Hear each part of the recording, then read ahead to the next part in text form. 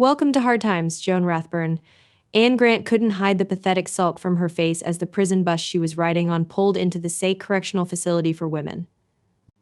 Her lawyer had promised the 25-year-old redhead that the plea bargain he had filed on her embezzlement charges would result in probation, but the sulk-stern judge insisted that the girl serve 18 months in the dank reformatory to teach her a lesson. The pouty girl sadly surveyed the 6 other convicts who were being inducted with her as the bus stopped at its destination. None of them were older than Anne, but all were repeat offenders who acted much older than their years. Anne decided to keep to herself, as the guard ordered the congregation to rise and be herded into the induction center. Anne looked down at the cold steel handcuffs that manacled her wrists, sighed, and rose with the other prisoners to head for the requisitions office. When they arrived, the guard made her orders short and clear. "Strip," barked the brunette officer. "What you want to keep, check in with the clerk. What you don't, throw in the canvas bags." Anne felt her heart pound as she saw her fellow inmates begin to peel off their clothes, but Anne had always been shy about showing off her body, especially to other women, and self-consciously folded her arms over her chest, her doe eyes directed bashfully at the ground. The guard took no time in motioning the girl not to dally. "What's your problem?" asked the jailer as Anne stood frigidly. Nothing," the redhead replied, conscious of the collecting stares of the other prisoners. "Well, strip," responded the unsympathetic turnkey. "I've got a schedule to keep." Biting her teeth down, Anne began pulling her t-shirt off, trying to ignore the sarcastic catcalls that came with the display of her large, pale breasts. She tried to concentrate solely on the task at hand, removing her athletic shoes and white socks, sliding off her faded Levi's, and finally gliding her pink cotton panties down her legs and onto the floor. Her ears burning at the wolf whistles and crude remarks around her, she gathered the few possessions she needed and checked them in at the desk. "Photograph, toothbrush, mirror," listed the clerk to her assistant as Anne stood shivering in the altogether. When the administrator came upon Anne's blue plastic comb, she looked confused. "What do you think you'll need this for?" asked the clerk in irritation as she regarded the accessory. Now it was Anne's turn to be confused. "To comb my hair, of course," she replied. Just because she wasn't going to see a man in 18 months didn't mean she didn't want to look pretty after all.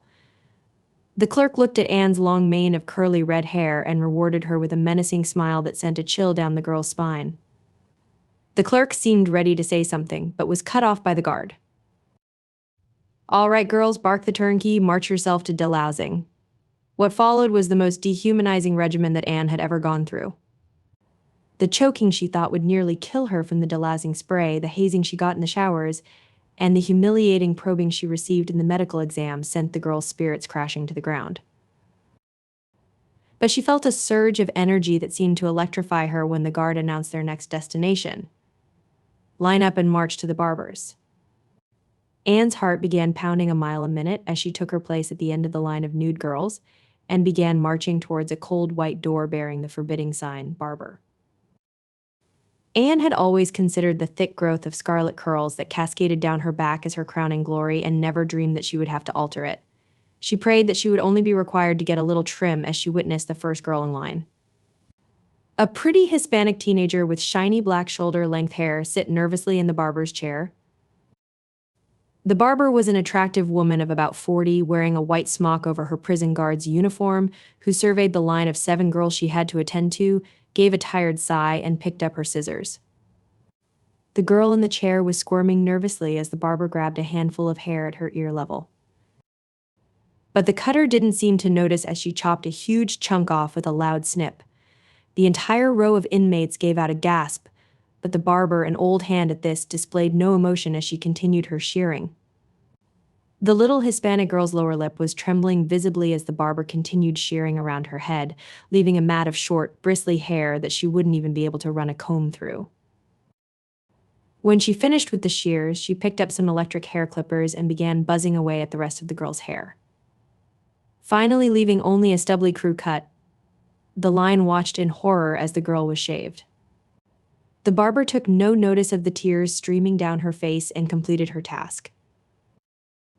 She took a final study of her handiwork, lifted the devastated prisoner from out of the chair, and looked coldly at the girl at the head of the line. "Next," she said.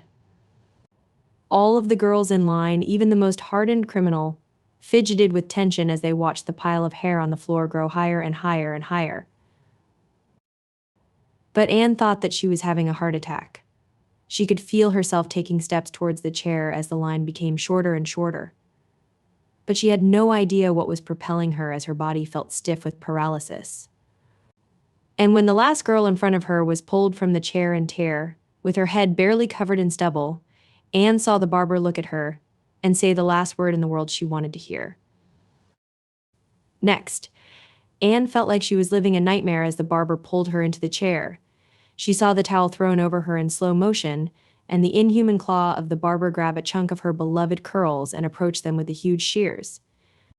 Ends one desperate, the girl screamed at the top of her lungs, "No!" The guard was on her in an instant. "I have a schedule to keep," sneered the tired turnkey, as Anne suddenly realized that the guard had played out this same scene thousands of times in the past. "Now I'm going to give you a choice. We can do this now, and you can spend the next 18 months growing it back, or I can take you in here for the same treatment once a week until you get out. You decide." Anne looked pathetically at the guard's stern face, saw no alternative, and sat back gingerly in the chair. The first loud chop of the scissors sounded, and felt to Anne like a monster clawing her heart out. The girl looked down at her lap and saw a soft pile of red tresses grow and grow. She tried not to look in the mirror, but couldn't help herself, as the barber continued the machine like shearing of her beloved locks, and thought she had felt the worst of it. But then she heard the barber click on the electric clippers with a loud snap. The girl thought that she had actually jumped out of the chair in panic, but remained seated as the dreadful humming came closer to her ears. She felt the cruel claw of the blades make their way around her scalp, and in a mere few seconds they had defoliated her entire head. Anne opened her eyes and looked in the mirror. She almost didn't recognize herself. Her gorgeous oval-shaped head, which was covered with a stunning mane of crimson tresses only 5 minutes ago, now had the appearance of a raw egg. The girl's eyes grew wide at her new visage, and then she broke into hysterical crying. The guard looked down at her watch and then studied the group of shorn prisoners. The entire line looked at Anne with an almost sisterly compassion. The warden pulled the bawling girl out of the chair and passed her to the waiting arms of a fellow prisoner. The guard then blew her whistle and addressed the inmates. "Next stop, uniforms, march."